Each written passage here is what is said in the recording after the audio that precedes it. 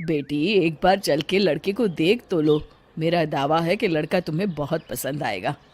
बाला बहुत अच्छा लड़का है। हाँ हाँ बेटी, हम लोग तुम्हारे दुश्मन तो नहीं है। किसी अच्छे लड़के से ही तुम्हारी शादी करवाएंगे ना। आखिर तू हमारी इकलौती बेटी है। अच्छा ठीक है माँ, अब ज़्यादा भावुकतापूर्ण शब्दों का इस्तेमाल ना करो। मैं चलने के लिए तैयार हूँ। चलो फिर, बिना देर के हम सब चलते हैं। सभी बाला के घर पहुंचते हैं। अरे क्या बात है बहन जी, अभी तक आपका बेटा नहीं आया? जी बस आता ही होगा। तभी वहां बाला आता है। लो जी, आ गया मेरा बेटा। ये लोग तुझे देखने आए हैं और ये इनकी बेटी नम्रता है। बाला के सर पर बिल्कुल बाल नहीं होते। ये देख नम्रता और उसके परिवार वालों की आंखें फटी की फटी रह जाती है। ये तो टकला है। हे भगवान, माँ पिताजी, आप दोनों एक टकले से मेरी शादी करवाने वाले थे। अरे ये तो पूरा उजड़ा चमन है। देखो बेटी, इस तरह किसी का मजाक उड़ाना गलत है। किसी के बारे में इस तरह की बातें नहीं करते। बालों का क्या है, वो तो आते जाते रहते हैं। लड़का टकला है तो क्या हुआ, इंजीनियर है, अच्छा खासा कमाता है। आप चुप रहिए जी। इसकी तरफदारी इसलिए कर रहे हैं क्योंकि आपके भी सर पर बाल नहीं है। मैंने तो आपसे शादी कर ली, मगर मैं अपनी बेटी की शादी एक टकले से बिल्कुल नहीं करवाऊंगी। अरे ये क्या, कब से आप लोगों ने टकला टकला लगा रखा है? और माफ करना, तुम भी कोई हूर की परी नहीं हो। तुम लोग मेरे घर में आकर मेरी ही बेइज्जती कर रहे हो। निकल जाओ यहाँ से। हाँ हाँ तो जा रहे हैं ना, हमें भी यहाँ रुकने का कोई शौक नहीं है।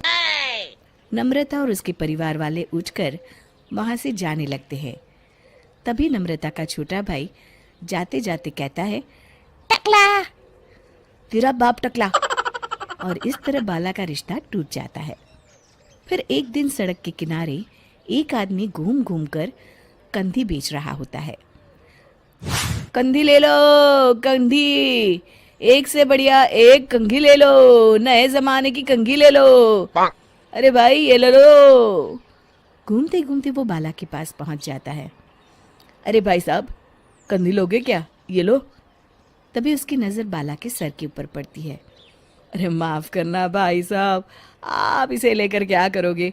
आपके सर पर तो बाल ही नहीं है, आपका तो स्टेडियम पूरा खाली है। चलता हूँ, कंधी ले लो, कंधी ले लो। कंधी वाले की बातें सुनकर बाला को बुरा लगता है। उस समय बाला को ऐसा महसूस होता है कि उसके लिए दुनिया में सबसे कीमती कोई चीज़ अगर है तो वो सिर्फ बाल है। बाला सड़क पर चलते हुए लोगों के बाल बड़े गौर से दिखता है।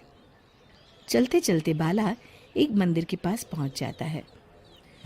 हे भगवान, तुमने ये मेरे साथ क्या किया? थोड़े से बाल अगर मुझे दे देते तो तुम्हारा क्या चला जाता? सारी दुनिया मेरा मजाक उड़ाती है। अरे भाई, आज पहला इंसान देख रहा हूँ जो मंदिर आकर भगवान से अपने लिए बाल मांग रहा है। बेटा, भगवान ने तुम्हें सब कुछ तो दिया है, अच्छी सेहत है, अच्छी नौकरी है। लगता है तुम्हारी तबीयत ठीक नहीं है। घर जाओ, सब ठीक हो जाएगा। बाला वहाँ से चला जाता है। घर पहुंचकर बाला खाना खाता है और अपने कमरे में सोने के लिए चला जाता है। फिर सुबह जब बाला सोकर उठता है तो आईने के सामने अपने आप को देखकर हैरान हो जाता है। बाला के सर पर एकदम घने बाल आ जाते हैं। बाला खुशी से झूम उठता है। अरे ये तो चमत्कार हो गया, मेरे सर पर बाल आ गए। लेकिन ये हुआ कैसे?